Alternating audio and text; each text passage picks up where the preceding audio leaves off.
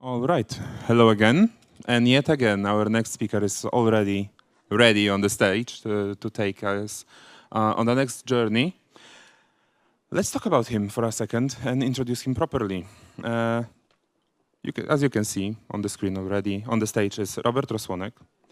And Robert gave us some information about him, starting with a quote. "He who knows all the answers has not been asked all the questions." And this quote by Confucius drives Robert forward, as every day there are always new things to learn. He spent last 18 years in various Nokia units trying to understand how telecom networks are designed and protected. And nowadays he helps telecom operators around the globe to secure their 5G deployments. Fun fact, and look out for that, I hope. Robert is a cat fan and whenever possible puts crazy cat pictures in the presentation. So join me in welcoming to the stage Robert Rosłonek. Thank you. Yeah, watch for those cat pictures. They are here, right? Okay, thank you for coming here today. While the other sessions, because this is cybersecurity, the other sessions are often around software development, right?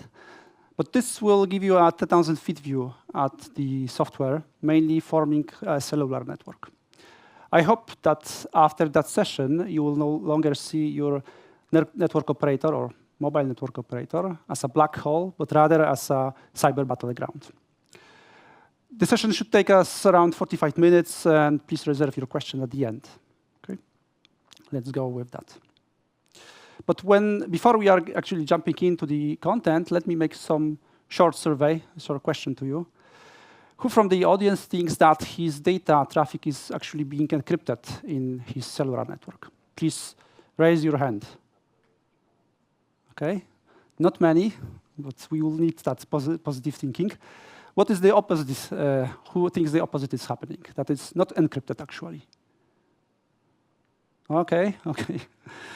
A lot of realists in the room, good. And of course, that is more closer to truth, right? Operators are not usually encrypting data plane traffic. To some extent, they are protecting their control plane traffic. Having this said, let me give you three key messages that will drive this session forward. First of all, what people think about protection of mobile network is often a misconception or a myth, right? Actually, cyber attacks on mobile networks are happening all the time. You can right now even watch closely what happens in US. Salt typhoon is being spread in the US network. But good message is that when we will break down those attacks to some pieces, we can use those into building better security protection for our networks. All right, I formed in agenda points that will give us some structure for this talk. Why bother? Why we are interested in those topics? Then we'll try to identify why it's so hard to protect those cellular networks. We will also take a look of the definition, what is the cyber attack, and we will take a look on the case studies. At the end, we'll barely touch the topic who is impacted and how we are impacted, and then I will give some recommendations what to do with that knowledge. Good.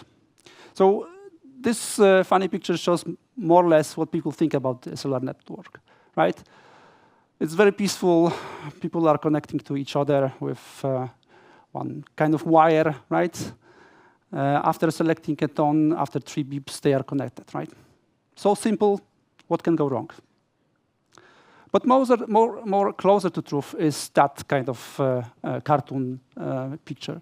Like massive number of people trying at the same time, in the same moment, make a connection or make a data plane or packet data call service, SMSs, MMSs, so on and so forth.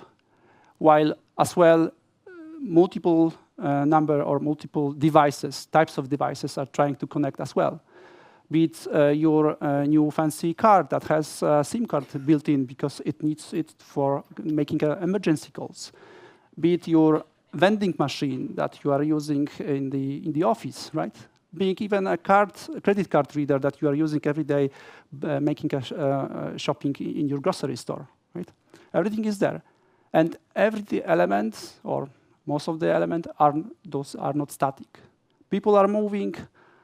You're driving in a car. You're driving in a train. You are going abroad, traveling, right? The network requires to make a connection, make a steady connection, either voice call while you are moving through some geolocation, or data traffic that is required for internet connection, right? This all happens there. And of course, this multitude of use cases brings a bit more attention to security or problems, how to actually secure it. So let's take a look at the landscape of breaches that's happened. And this is not full picture, it's just a snapshot of something that I have selected to give some impression about what is happening. We have core network attacks, 2013 Operation Soft Cell. We have old botnets that were affecting devices with Mirai botnet. We have Trojans spread from fake base stations. We have as well SMSs or SMS messages coming from fake base station as well. We have capturing voice traffic from US congressmen. We have SS7 or signaling plane redirection of security calls or two-factor authentication SMSs. We have roaming attacks as well. Plus, of course, API. Everything is connected, right? Quite recent attacks. But how that happened, right? What causes that risk or incidents, right? Let's take a look at some cornerstone problem. This is walled garden, right? Walled garden is a concept of having a very tall wall and small gate that protects your critical assets. Behind that wall, you have playground. You have every toy you have there, you can have. Plus, it is not secured. And we have very similar situation with telecom networks currently. That originated from very early years when the telco was introduced, coming with advanced mobile phone system, 1980s. Later on, 2G, 3G, right? But all of those networks have defined, or all of those technologies have defined a certain architecture of mobile network, which in essence is a user endpoint device, user equipment. There is a radio network, core network, and we may say internet, data network, right? But how that connects to that walled garden approach? Well, we are still using signaling that was introduced around 1970s, signaling system number 7, right? Many of those architectural paradigms were actually pulled or inherited from those old legacy technologies. We are still using them, and I will try to show it to you on the next slides. Plus, if the operators had that kind of impression that their network is safe, it is isolated, it's private, they were not putting that much efforts in researching or doing penetration testing. As well, the complexity of protocols used from those early ages of telecom systems were quite difficult to get ordinary researchers getting into that problem or to that security problem. And that's why that was discouraging them, and that was as well not making those networks stronger, more resilient to attacks. So let's drill that down. Let's go to the deep details for that. And those next slides will be a bit tough. So I understand that you may feel uncomfortable seeing those. But it may be like trying to hack a hedgehog. But we will be going through that together. I will try to make it as easy for you as possible. And we will also derive some key messages out of that, that story. So let's start with those elements that I have already showed you at the beginning. So that telecom mobile network architecture, I have added here as well 3G and 2G RAN. And of course, inside there is a core network that connects later on to data network. That's just a simple view, right? Let's fill it in with some details. Yeah, and I know this is uncomfortable for you. And actually, I'm breaking almost all rules of public speaking, public presentation. This is too cluttered, messy, a lot of small fonts, a lot of diagram or big complex diagram. But it's not meant to be read. This just is here for the sake of making some perspective for you, right? There is a lot of things that is going on here. There are elements. Actually, all of those boxes are hiding behind them tens of bare metal systems or servers, right? Those rectangular shapes above, those are not single protocols. They are protocol stacks, meaning that from the upper level protocol going down to the physical protocol, they are adding some sort of layer on top, right? And what we can derive from that architecture, there are three key services that network needs to provide. This is short messaging service, but it may be just SMS. It may be MMS, right? Multimedia message service. But you may not be or knowing all of those details, but there are as well SMS voting capabilities. There are DTMF, which is dual tone multi-frequency. This is type of the service when you are calling to some company and then you are hearing some recorded voice saying, press 1 for going to the human operator, or press 2 to redirect to some other department, right? This is DTMF. It's as well using signaling protocols. Plus, there is a USSD capability, which is this kind of very encrypted chain of or sequence of characters or digits that you are sending to the operator via SMS, and you are receiving, for example, your account information, right? Or you are in 10 years ago, maybe 20 years ago, you could load even your prepaid card with that kind of USSD codes. So we have SMS service, right? We have a voice service. Well, pretty easy, pretty understood, but still, we have voicemail. We have voice translation. We have even directory for business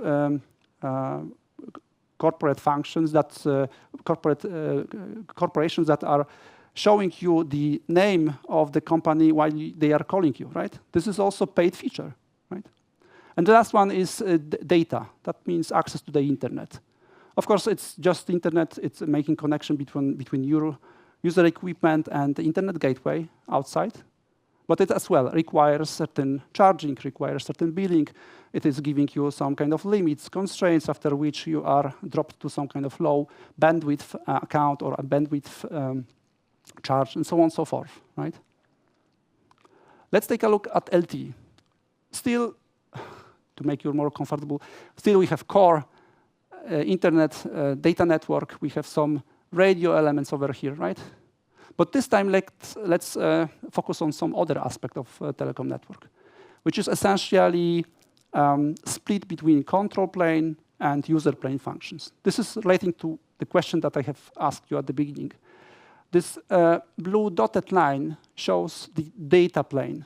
That means the traffic that you are creating in the network, and it's traversing the whole network back either to the internet over here or somewhere else, if that is, for example, voice over IP. All of other elements here, those connections, those boxes, are for sake of maintaining the state.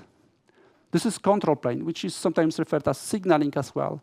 Signaling is a chain of messages that are preparing a service to be consumable by you. It may be, for example, roaming service, right? That when you are abroad, you are connected to some foreign operator, and then that foreign operator requires to create a tunnel back to your own home network and exit your traffic out of your home network, right? This is roaming. Handovers is also a signaling plane or control plane functionality.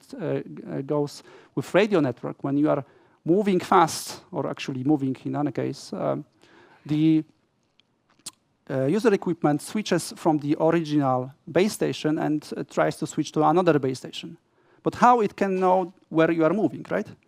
It requires to calculate your geoposition, establish on the other side or the other BTS station certain resources, create the tunnel or switch the tunnel from your end device to the another base station, and from there maintain whole connection, and without dropping any word from your voice call or from your data plane, right? So we understood from here control plane and user plane topics, right? Plus LT as well introduced virtualization. That means all of that network is actually right now on virtual machines. So below, there is an orchestration layer that handles all of those computing aspects and as well software-defined networks, so on and so forth. With 5G, it has not changed that far.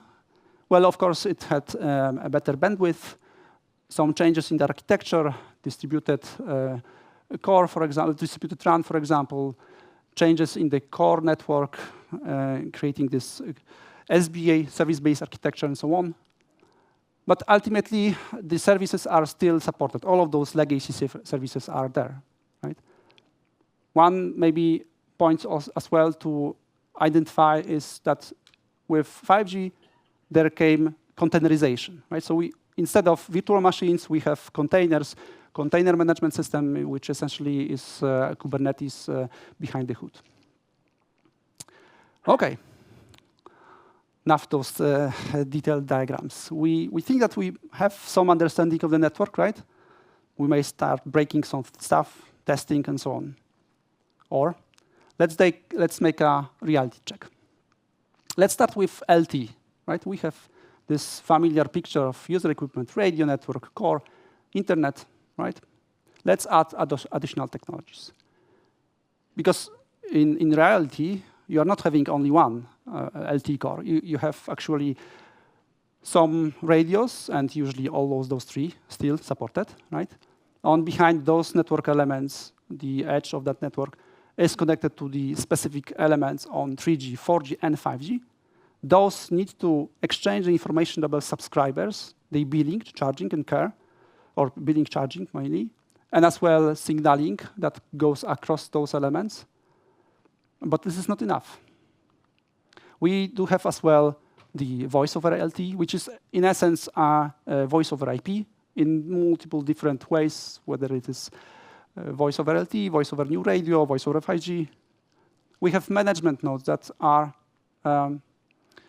providing services such as fault management, accounting, configuration management, or performance.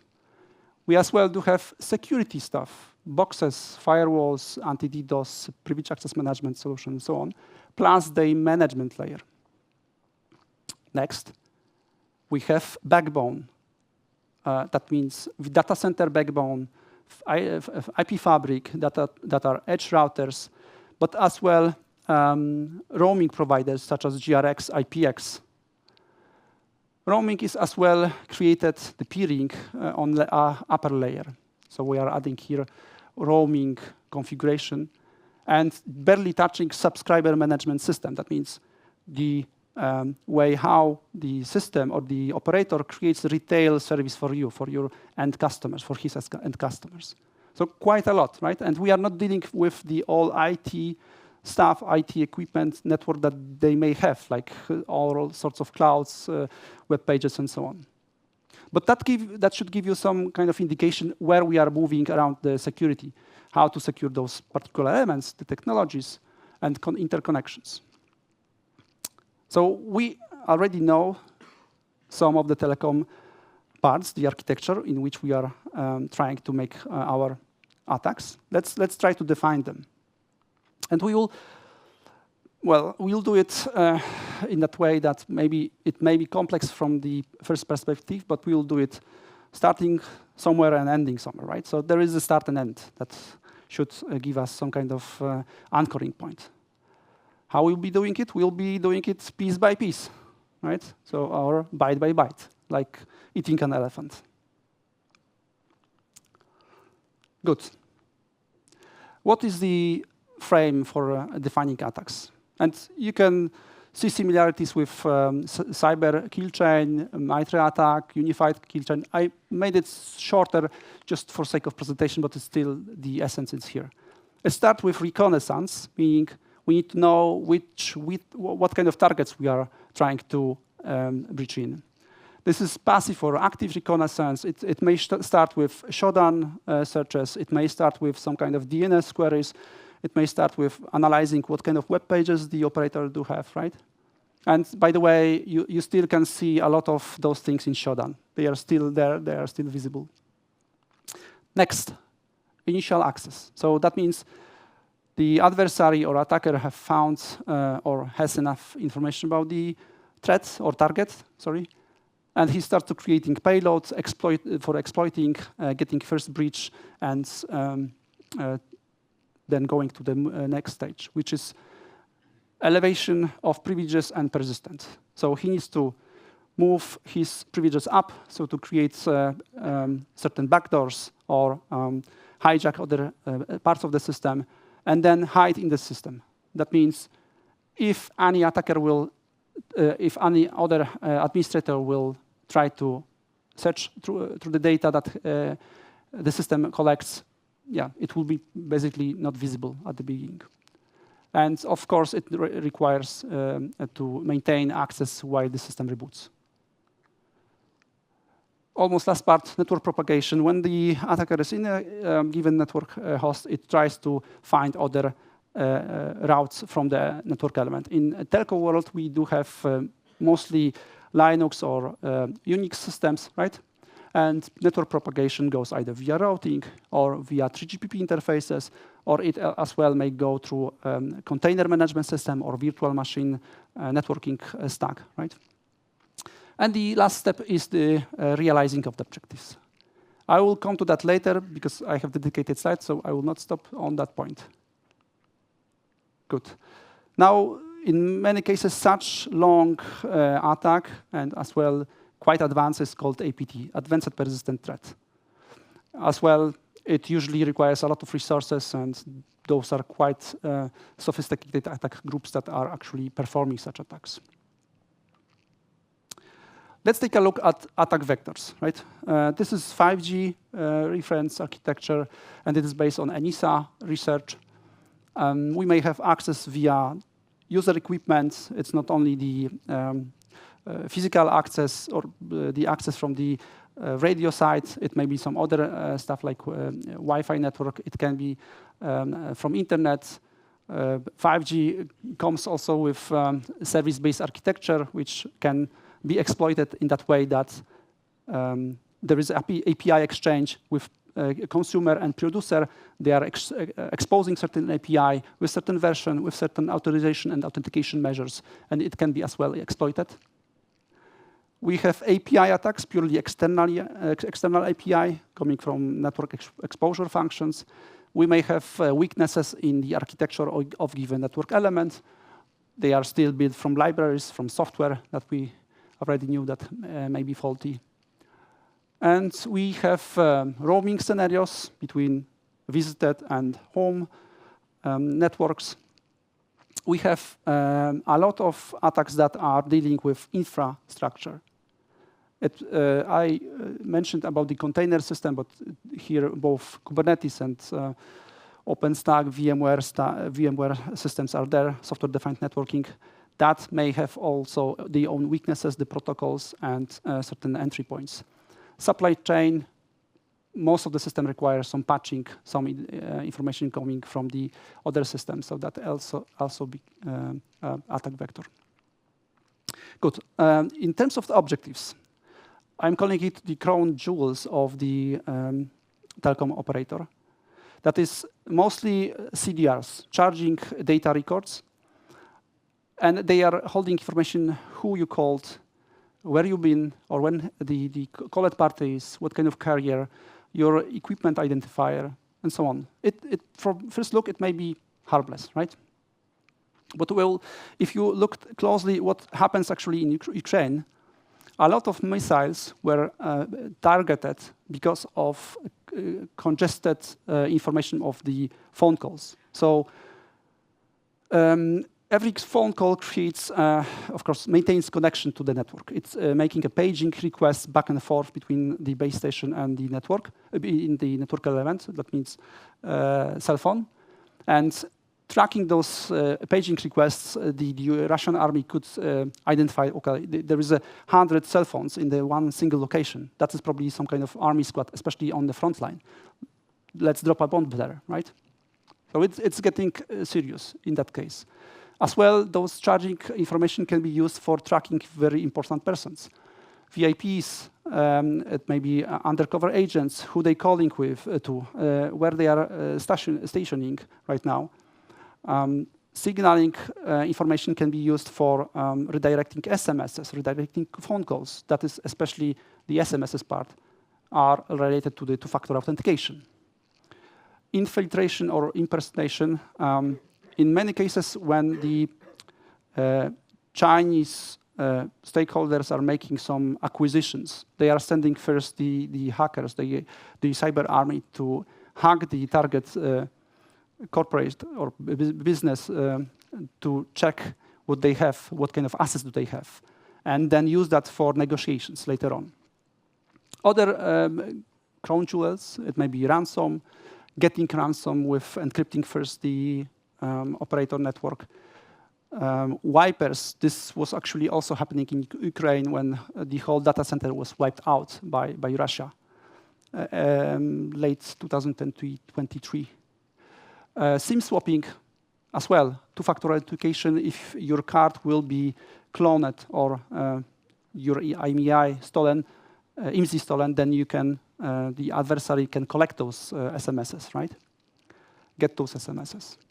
Cyber espionage, cryptocurrency miners, this is also happening. And then pivoting to other networks. By the way, all of those attacks are happening. There are proofs that such types were existing. Good. Case studies. So I have selected two important cases to present to you. Both were eye-opening to the industry. So good to understand those better and try to know and protect the networks against those. First is light basin attack, which was identified by CrowdStrike late 2021, right? Why it's so interesting? Because first of all, the early trails of the attacker were found 2016, so that gave more than 4 years for adversary to explore the network, to compromise it. Secondly, the access was quite interesting. This group, which is right now called Liminal Panda, get through the network through the GRX. This is a very particular network in the architecture of all of the mobile systems, which is essentially a gray zone private network that interconnects different operators. So if we have operator A and B, then in between them there is a GRX or IPX operator that allows SMS or signaling communication and DNS resolution to happen. So having foothold in that GRS network, they password sprayed external DNS server. And to give you some kind of background, external DNS server is the edge DNS service that is required to create this tunnel between your cell phone when you are in roaming to back to your home network, right? So it resolves what is the internet gateway on the other side of the tunnel. So they entered to the network via those GRX, entering DNS service. As well, in that private GRX network, there is almost no security because it is trusted. What they did in the next step was to deploy backdoor. And backdoor was deployed under a PAM system under Linux, right? So that PAM is pluggable authentication module, which essentially is used for every authorization of each of the network services in Linux. So they were able to capture all of the credentials used in that machine. Additionally, they created listener, which were waiting for magical ping packet in certain offset of that payload. There was information at the port. And in response, the ping pong, what was the backdoor name, was creating a backdoor or opening port and listening to that service. The propagation and evasion was based on pretending SGSN. SGSN is serving GPS support node, which is giving this control plane functionality over those tunnels. It just setups every tunnel that is required to make internet access. So they were using emulator for SGSN and sending back they exfiltrated data towards the CNC server, command and control server. Additionally, they embedded the tiny shell, which were able to give them a more flexible way of interacting with the system and hiding routing requests under Tune 0, which is the internal interface. They have as well backdoored the IP tables, so whenever there was change in the route or some additional filtering mechanism deployed by administrator, they were basically controlling it. Okay, so the last part of that attack was exfiltration of charging data records or call metadata. But the sophistication of that adversary was so high that they were removing single lines from the log entries. So usually when the attackers are in the host, they are completely wiping the syslog data or any types of audit logs, right? Completely. But when you are doing such things, then administrator will quite quickly recognize that something happens in the system. But they were removing one line of that syslog, just representing the IP address. So that shows attention to the detail of that adversary and as well willingness to persist in that system for a long time. Good. The other campaign, which is quite as well interesting, quite old, but it's still relevant, was 2017 SS7 attack. So it started with Tobias Engel and Carsten Knoll on Chaos Communication Conference. They were showing the details of certain attacks directed to the signaling network, those control plane communication messages.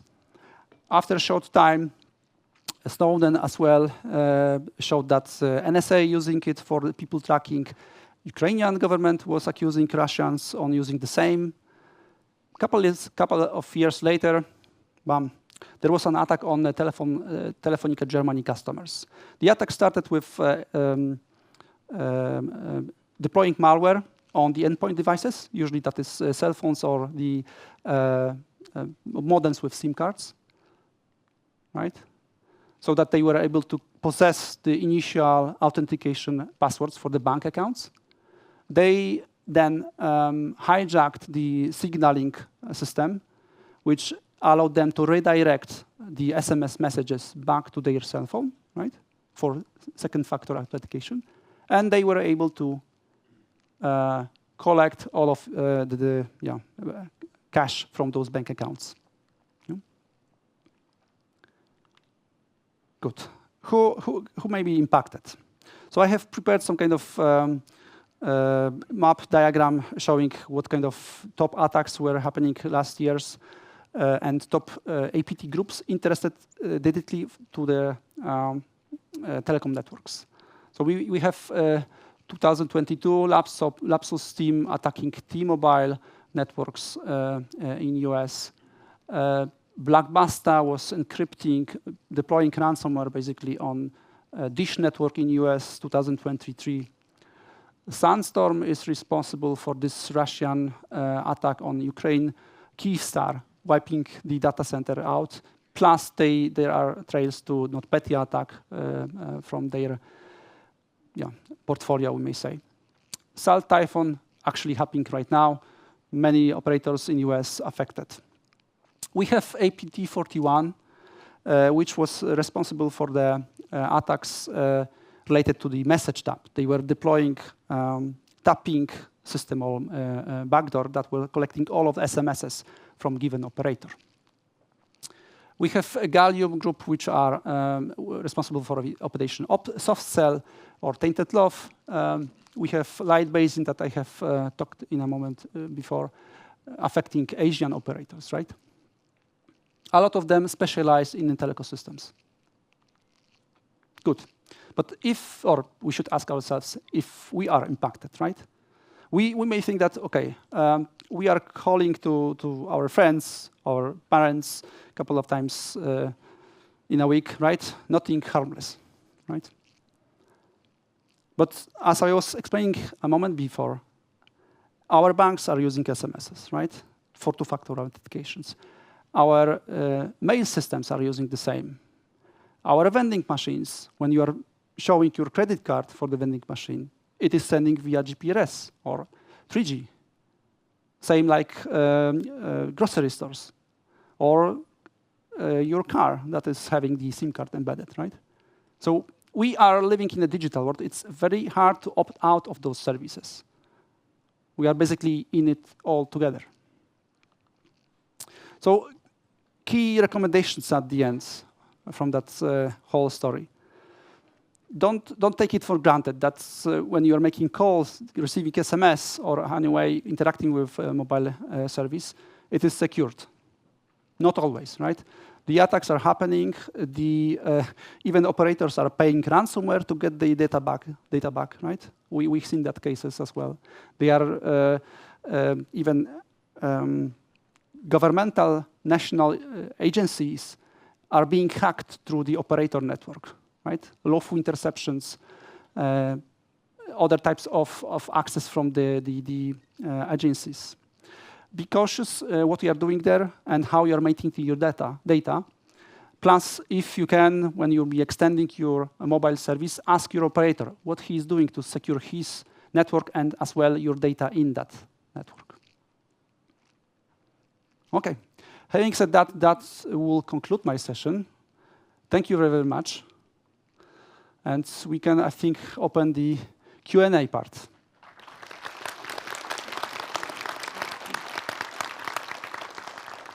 Exactly. Thank you very much, Robert. Any questions to our speaker?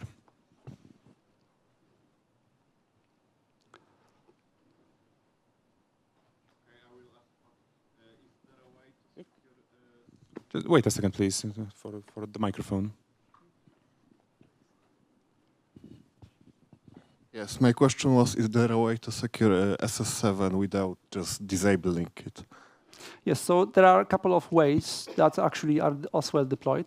First is creating a firewall that will protect certain messages to not go back and forth with certain risky signatures.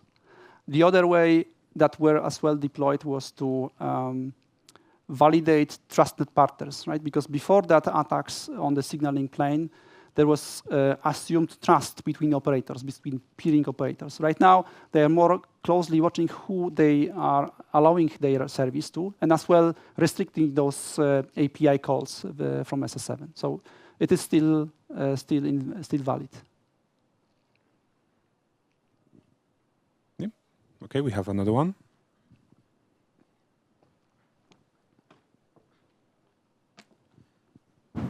Yes. Thanks for your workshop. What's the mitigation application provided by Nokia for dealing with these attacks? Okay. What are the mitigations for attacks that I presented, right? Did I capture it correctly? Yeah, in terms of the IP, because I'm IP architect, so I need to know what's the mitigation solution used for preventing any attacking activity on the core side. On the core side, okay. Yeah. So as explained before, we are dealing with quite a complex environment, which is essentially different layers of technology. So every technology has its own weaknesses, plus some protections that can be applied. So what we are usually doing is to review first what are the entry elements to that network. If core has specific functionalities, if it has specific network functions deployed, and crafting or designing protection measures per that particular network elements. So it's hard to give you some kind of full set or list right now. It's rather review-based. We are analyzing it, seeing what is important there, and deploying those systems. But they are usually systems that are you can find and encounter in the IP systems, right? Firewalls here and there, proper design, hardening of the systems, incident management solutions, and so as well risk management and patching, of course, right? So patching is a very sensitive topic in those networks because it should be the first measure to defend the network or the core elements. But knowing the dependencies between network elements, this kind of patching process may take a year, right? Year of deploying new version of given network element. Okay, and regarding the deep field application, so what's its role here for mitigating any attacks? Yeah, deep field is Nokia solution for the anti-DDoS, right? So it's usually placed on the internet gateway to remediate this dynamic denial of service attacks, right? So it is used, and some operators do have as well that kind of solution. But it's not only Nokia that provides DDoS solution, right? Anti-DDoS. Correct.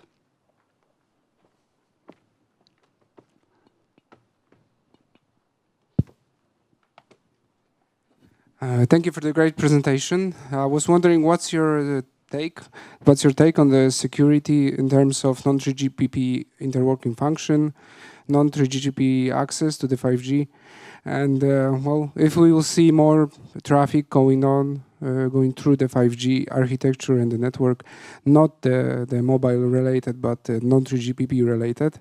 So, what's the security aspect of that? Actually, a couple of months ago, I had that kind of project when a customer had EPDG deployed, which is voice over Wi-Fi. That is a service that when you are having your mobile phone connected to the Wi-Fi, you may still create a voice call. If that voice call, because that is accessing the EPDG system on operator side. So first of all, the operators are protecting themselves with selling SIM cards, which is authentication measure or first authentication measure. Then they can as well create a firewall on top of that EPG instance, protecting that traffic that is entered.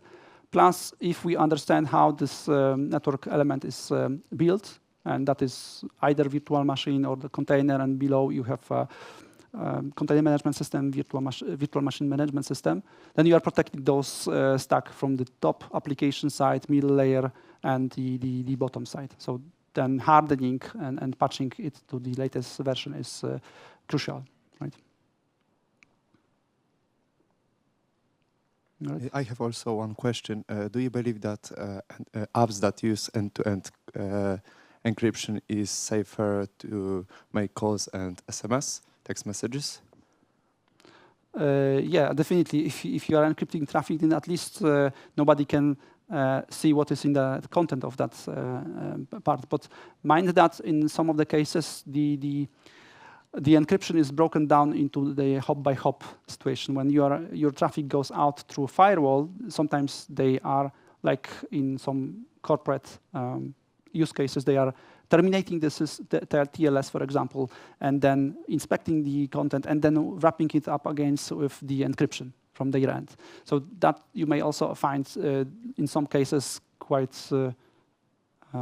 popular because this is of course about securing the traffic. So that means to not allow attackers to conceal their activity inside of the TLS, right? So definitely it's worth. Not always possible. Okay, thank you. Any last question? We have time for one more.